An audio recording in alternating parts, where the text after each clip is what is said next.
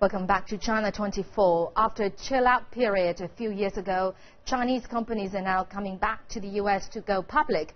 And more than a dozen Chinese companies have filed so far. A microblogging giant, Weibo, has started trading in the U.S., but things have not gone quite as planned. Now, Karina Huber joins us for more details on this. Executives at Weibo celebrate the company's first day of trading on the Nasdaq in New York. But the listing got off to a rocky start. Investors bought fewer shares and at a lower price than Weibo had hoped. The company raised $286 million in the offering. That's a little more than half of what the company was targeting. Analysts like Echo Her at Maxim Group says investors are worried about growing competition from text and messaging app WeChat. WeChat right now is #1, so it's distracting a lot of users from Weibo. Weibo's number of monthly active users continues to grow.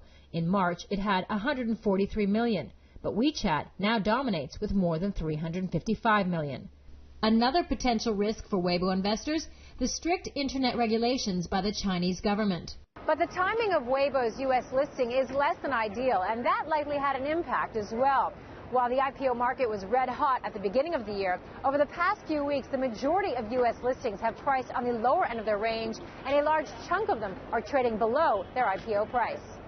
That wasn't the case with Weibo. Its shares closed 19% higher than its IPO price.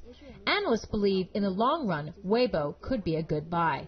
If people want to tap into social media growth in China, Weibo is a very good outlet there. You want to look at it as a diversification play in a portfolio which includes Facebook, Twitter, and probably Tencent and others. While the pricing of Weibo's IPO may have been a disappointment for some, the pop in the secondary market is a good sign for Chinese tech IPOs. Karina Huber, CCTV, New York.